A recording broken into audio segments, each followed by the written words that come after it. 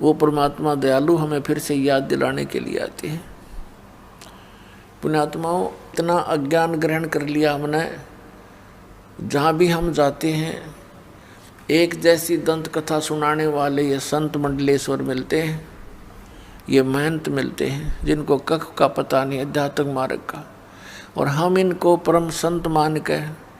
महाविद्वान मान करके हम इनकी प्रत्येक बात को बगैर किसी ऑब्जेक्शन के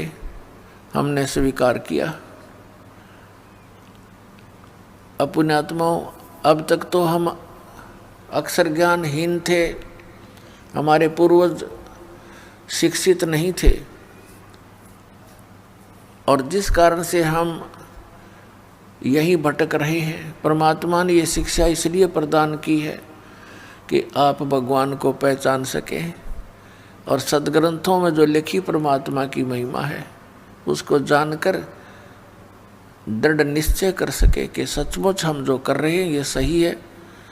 और भगवान कबीर है, परमेश्वर कबीर जी ही अल्लाह हैं, गॉड हैं, रब हैं, वास्तव में यही परमात्मा है, सर्व सृष्टि रचनहार, और यही मोक्ष देते हैं। यही हमारे पाप कर्मों का नाश करके इस जीवन में भी हमें सुख प्रदान कर सकते हैं। अन्य कोई परमात्मा, कोई इष्ट, कोई देव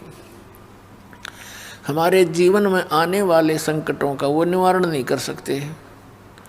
उदाहरण के तौर पर जैसे हम श्री कृष्ण जी की महिमा सुना करते थे कि उन्होंने सुदामा जी का महल बना दिया, फिर हम सुना करते थे कि श्री कृष्ण जी ने मोर ध्वज राजा के पुत्र ताम्र ध्वज को आरे से चिरवा कर, जिसकी डेथ हो गई थी, 2 भाग हो गए थे, और उसको जीवित कर दिया। हम इन कृष्णों को देखकर इनको भगवान माना करते थे, लेकिन हमारी बुद्धि अधिक काम नहीं कर रही थी, क्योंकि हमारे पास कोई और विकल्प नहीं था, हमारे पास कोई ऐसा मेजरमेंट का साधन नहीं था जिससे इन भगवानों को हम माप सकें, तोल सकें,